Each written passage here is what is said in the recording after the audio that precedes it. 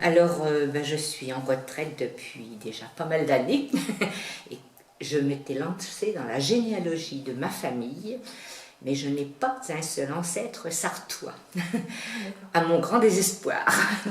Et donc, j'ai décidé de m'attacher à la commune dans laquelle j'habitais, où j'habite là depuis 40 ans. Et j'ai cherché la petite histoire de ma commune. Et puis en même temps, j'ai suivi des cours à la fac, des cours d'histoire. Je ne suis pas historienne, je le dis toujours. En riant, je dis je suis fouineuse. J'accumule beaucoup de choses, j'en ai plein. Je ne sais pas ce que mes enfants en feront, mais j'ai beaucoup de choses sur l'histoire de Changé.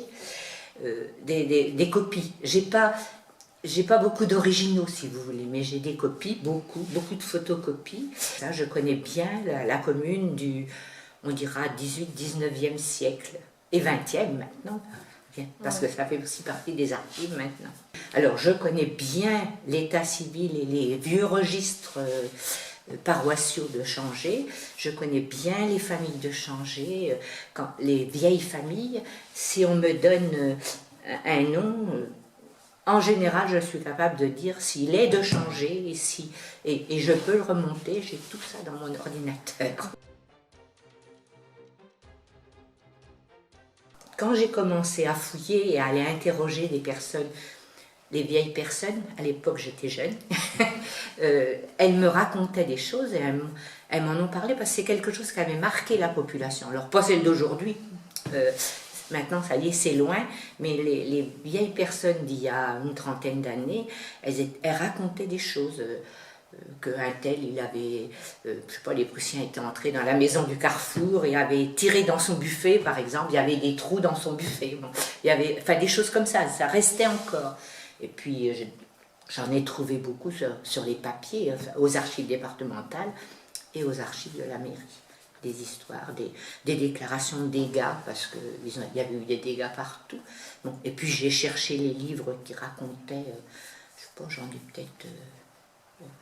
au total, je dois avoir une dizaine de documents qui racontent la bataille de Changé. La bataille, et puis les exactions, et puis le malheur des gens, parce qu'en plus, on n'est pas dans l'Est de la France, et ça doit être la seule guerre qui s'est passée chez nous, récemment. C'était une population très agricole. J'ai pas ça en mémoire comme ça, mais il y avait, je sais pas, plus de 300 familles qui ne vivaient que de la terre. J'ai recherché les deux recensements qui encadrent la guerre de 70. Alors j'ai celui de 1866 et celui de 1872. Il y a un petit changement, il y a une perte d'habitants, il doit manquer 150 habitants d'un à l'autre. Bon, ils ne sont pas tous morts à la guerre, mais il y a eu une évolution un petit peu. Hein.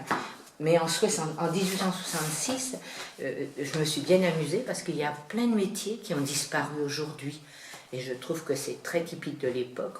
Le charron, le maréchal ferrant, une quinzaine de tisserands, évidemment des artisans. Et tous habitaient le bourg, hein, tous ceux qui avaient, enfin pratiquement tous. Et on se rend compte que les artisans, c'était eux qui animaient le bourg. Tous les artisans du bourg, ils sont tous gradés dans la garde nationale parce que c'était peut-être aussi les plus lettrés, parce qu'on trouve beaucoup de personnes qui sont encore illettrées.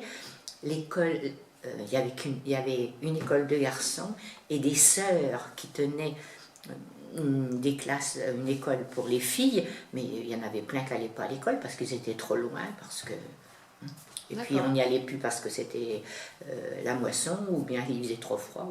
Alors en 66, il y a 2762 habitants. Il y a autre chose qui m'a bien amusée, il y a 805 maisons, dont 35 ont un étage.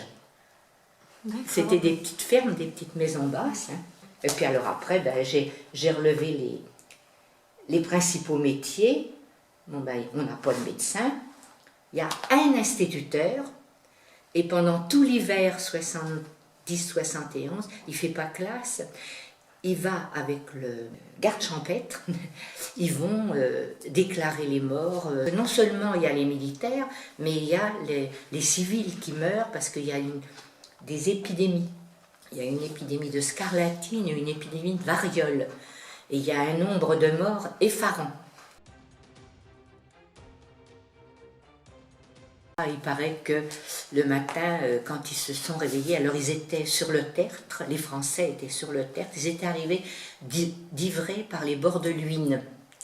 Et ils étaient donc sur le tertre, et quand ils ont dormi là, ils étaient arrivés de nuit, ils ont dormi là, dans le froid, dans la neige, enfin je vous dis pas parce que les pauvres... Et quand ils se sont réveillés, ils se sont aperçus qu'il y avait des Allemands en dessous, entre autres au pavillon, dans la maison le pavillon. Et bon, il paraît qu'ils se sont battus à coups de boule de neige, mais ça n'a pas dû durer longtemps, parce qu'après ils se sont battus plus sérieusement et il y a eu beaucoup de morts. Voilà, une des anecdotes qu'on peut raconter. Autrement, moi j'en ai une autre qui m'amuse beaucoup, quand dans les déclarations de dégâts après, alors, il y en a beaucoup qui ont déclaré, ils m'ont volé un cheval, ils ont volé des poules, parce qu'il fallait bien qu'ils mangent, ils ont volé de l'alcool, et en particulier à la girarderie. Ils ont installé des blessés, alors, les Français d'abord, les Allemands sont arrivés après, les Prussiens, pardon, sont arrivés après, et bon, ben, les uns comme les autres, ils ont fait des dégâts, et ils se sont servis dans la cave, et j'ai une description de la cave.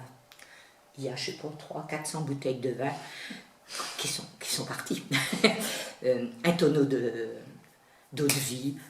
Enfin bref, c'est incroyable. Ils ont volé toutes les confitures qui étaient dans la cave, ils ont volé toutes les provisions de bouche, 2 vaches, une vingtaine de volailles. Enfin, ils se sont nourris chez l'habitant. Par contre, alors il y en a une partie...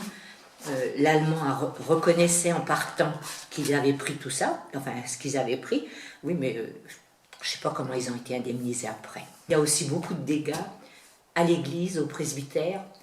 À l'église, on y a logé, les Allemands y ont logé les prisonniers français. En attendant, et le curé qui fait la déclaration, il donne un nombre de prisonniers, d'hommes énormes qui passent par l'église chaque jour. Bon, ça a duré une quinzaine de jours. Et puis au presbytère, ils avaient installé l'ambulance. L'ambulance, c'était leur hôpital. Ceux qui ont été blessés en campagne, ils ont été soignés plus ou moins chez l'habitant.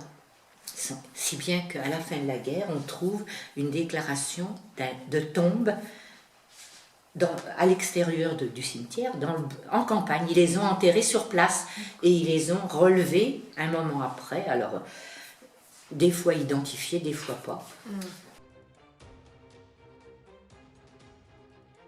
Rien. Enfin, moi, j'en connais pas, à part le monument. Ouais. Et encore, il a été fait après.